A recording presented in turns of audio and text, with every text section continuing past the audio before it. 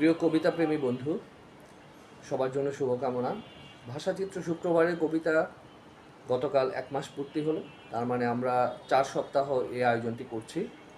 আপনারা যারা আমাদের এই আয়োজনে অংশ নিয়েছেন সবার প্রতি কৃতজ্ঞতা জানাচ্ছি ভাষাচিত্র পরিবারের পক্ষ থেকে। আমাদের এই শুক্রবারের কবিতা গত 1 মাসের আয়োজনে কিছু প্রাপ্তি এবং প্রত্যাশা নিয়ে কথা বলবো। আমাদের প্রাপ্তিগুলি বলি। প্রথম প্রাপ্তি হচ্ছে যে আমরা নিয়মিত 4 সপ্তাহ হয়ে আয়োজনটি করতে পেরেছি আপনাদের সহযোগিতায়। এবং আমাদের আরেকটি প্রাপ্তি হচ্ছে গতকাল যারা প্রথম সপ্তাহ, দ্বিতীয় সপ্তাহ এবং তৃতীয় সপ্তাহ প্রতি সপ্তাহে কিন্তু আমাদের অংশগ্রহণকারীর সংখ্যা বাড়ছে। গতকাল 1 মাস পূর্ণ ছিল, সেখানে আমাদের 20 জন কবি বন্ধু অংশ নিয়েছেন। সবার প্রতি আরও একবার কৃতজ্ঞতা। আরও একটি প্রাপ্তি হচ্ছে বিগত যে 4 সপ্তাহ আমাদের একজন কবিতা প্রেমী বন্ধু সঙ্গীতা দে, উনি 4টি সপ্তাহে অংশ নিয়েছেন। এটি আমরা মনে করি একটি ইতিবাচক ব্যাপার। আরও অনেকেই হয়তো অংশ নিতে পারেননি, কিন্তু কেউ কেউ আমাদের জানিয়েছেন তার সমস্যার কথা। এখানে হচ্ছে আমরা যেটি চেয়েছি যে আমাদের কবিতা যারা লিখছেন তাদের চর্চাটা নিয়মিত থাকুক। সঙ্গীতাতে যে কাজটি করেছেন আমরা মনে করি এটি আমাদের একটি প্রাপ্তি, যে আমাদের কবিতা লিখছেন উনি এবং নিয়মিত থাকার চেষ্টা করছেন। আশা করি আমাদের অন্যান্য কবি বন্ধুও হয়তো এই কাজটি করার চেষ্টা করবেন। এটি যদি পূর্ণ হয়, যত বেশি সংখ্যক হয় ততই আমরা মনে করি এটি আমাদের একটি প্রাপ্তির জায়গা। কারণ কবিতা বা লেখালেখি এটি একটি নিয়মিত চর্চার বিষয়, যেটি আমাদের অনেক লেখকের মধ্যে হয় না। আমরা যেই কারণে আমরা এই শুক্রবারের আমরা কবিতাপ্রেমী বন্ধুদের নিয়ে আমরা যে সময় উদযাপন করছি, আমরা আশা করব আমাদের আরও বেশি কবি বন্ধুদের পাবো। প্রাপ্তির আরও একটি ব্যাপার হচ্ছে আমাদের ইনবক্সে একটি মেসেজ এসছে। একজন কবি, উনি কবিতা পড়তে পারেন না, কিন্তু উনি চান আমাদের এখানে কবিতা পড়েছেন এমন একজনের কণ্ঠ ওনার ভালো লেগেছে, আমরা যাতে অনুরোধ করে তার কবিতাটি আমাদের আরেক সেই কবি বন্ধুকে দিয়ে পড়াই। নামটা বলেই দেই, সেটা হচ্ছে খুব সম্ভবত মাহি ফারহানার আবৃত্তি ভালো লেগেছে আমাদের একজন কবির, এবং তিনি অনুরোধ করেছেন তার কবিতাটি যেন মাহি ফারহানাকে দিয়ে আমরা পড়াই। আমাদের মনে হচ্ছে এটি একটি সম্ভাবনার জায়গা হতে পারে, যে যাদের আবৃত্তির কণ্ঠ ভালো, কবিতা যারা ভালো করেন, সবাই নিশ্চয়ই পড়া একই রকম হবে না, কারণ কারো কণ্ঠ সুন্দর হবে, কারো উচ্চারণ সুন্দর হবে। যদিও এটা আমাদের মূল প্রত্যাশার জায়গা না, কিন্তু যেহেতু এটা একটা সম্ভাবনার জায়গাও হতে পারে, অর্থাৎ এখানে আমাদের কোনো কবি বন্ধু যিনি কবিতাও লিখেন, একইভাবে উনি কবিতা ভালো পড়েনও, তার হয়তো একটা ক্যারিয়ার হতে পারে, যে আবৃত্তি বা বাচিক শিল্পের যেই জায়গাটা, সেই জায়গাটিও হয়তো কেউ যদি নিয়মিত 1 বছর চর্চাটা করেন, তাহলে হয়তো এখানেও একটি সম্ভাবনার জায়গা তৈরি হতে পারে। ওনাকে দিয়ে হয়তো আমরা এরকম কবিতা, অন্যের কবিতা হয়তো আবৃত্তি করার যে ব্যাপারটা, সেটিও হয়তো হতে পারে। এটি একটি ভালো সম্ভাবনার জায়গা আমাদের মনে হয়েছে।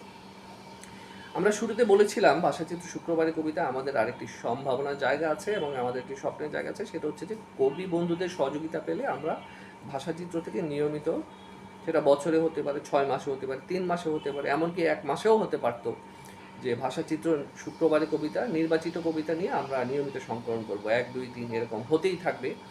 এবং সেটার জন্য যেটি প্রয়োজন সেটি হচ্ছে যে নতুন কবিতা, আমরা যেহেতু চেয়েছি নতুন কবিতা আমরা পেলেই যারা নতুন কবিতা পড়বেন তাদের মধ্য থেকে এই সংকলনটি করব, এবং এর জন্য আমরা চেয়েছিলাম সহযোগিতা চেয়েছিলাম কবিদের মধ্য থেকে, অর্থাৎ কবি বন্ধু যারা আছেন, যারা এখানে অংশ নিচ্ছেন, তাদের মধ্য থেকেই এক বা একাধিক জন যদি আমাদের সম্পাদনা সহযোগী হিসেবে আপনারা কাজ করেন, তাহলে হয়তো এই কাজটি আমাদের পক্ষে সম্ভব। কারণ আগেই আমরা আমাদের দিক থেকে আপনাদের কাছে সারেন্ডার করেছি যে আমাদের প্রতিষ্ঠানে যে সমস্ত কর্মী বাহিনী আছে তাদেরকে নিয়ে এই কাজটা করা আপাতত একটু কঠিন, আমাদের এরকম সৃজনশীল কর্মী বাহিনীর যথেষ্ট সংকট আছে।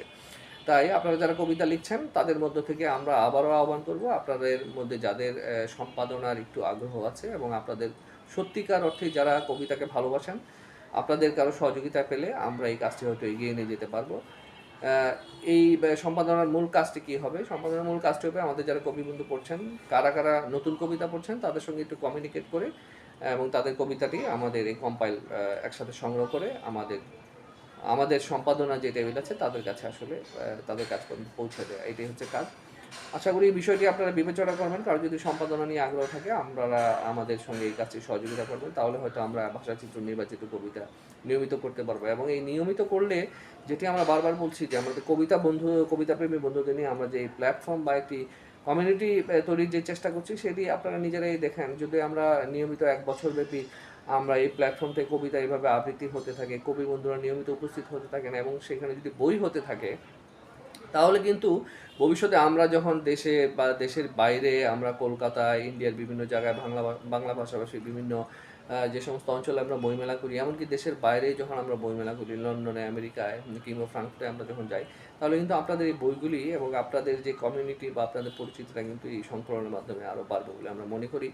এবং এটার একটি বড় স্বপ্ন হতে পারে, যেহেতু আমরা ফ্রাঙ্কফুর্ট বইমেলা এর আগেও গিয়েছিলাম, বাংলাদেশের আমরা কবিতার ইংরেজি অনুবাদ করে আমরা কিন্তু সমগ্র বিশ্বের কাছে আপনাদের কবিতা তুলে ধরার স্বপ্নও কিন্তু আমরা দেখি। কিন্তু আমরা তো দেখলে হবে না, এটা আমার একার কাজ না। বারবার আমরা যে কথাটা বলার চেষ্টা করি ভাষাচিত্র থেকে, সেটি হচ্ছে আমি না করে, আমাদের প্রতিষ্ঠান না করে, চলুন আমরা মিলে করি। অর্থাৎ কবি, লেখক এবং প্রকাশক যদি যৌথভাবে সমন্বিতভাবে কোনো কাজে হাত দেয়, তাহলে এই জায়গাটা নিয়ে অনেক দূর যাওয়া সম্ভব।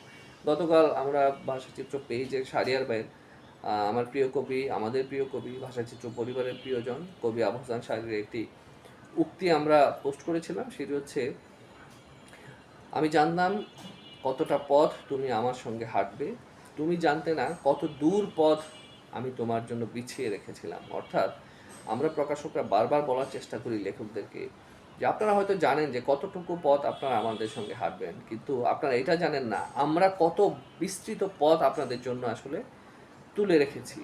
আপনার অনেকের টার্গেট একটা বই করবে, একটা বই অসংখ্য করেছেও, আমরা 1000 বইয়ের পাবলিশার, অসংখ্য লেখক কবি একটা বই করে পালিয়ে গিয়েছে, তাদের আর আমরা টিকিও ধরতে পারি না।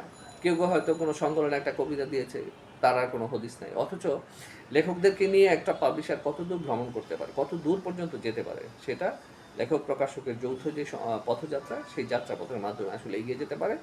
এই আমাদের এই যাত্রাপথ নিয়ে আমাদের আসলে লেখকদের স্বপ্নের জায়গাটা আমরা মনে করি খুব ক্ষীণ। অনেকেই অনেক দূর পর্যন্ত বিস্তৃত রাস্তা হাঁটার মতো হয়তো দম নিয়ে অনেকে আসেন না, কেউ কেউ হয়তো আসেন, অবশ্যই আসেন, এবং যারা আসেন তারা তত দূরই আসলে পৌঁছতে পারেন। অনেকে আসেন, চলে যান, ভ্যানিশ হয়ে যান, অনেকে একটা দুটো বই করে এই সাহিত্যের জায়গায় তার কোনো নামও থাকে না।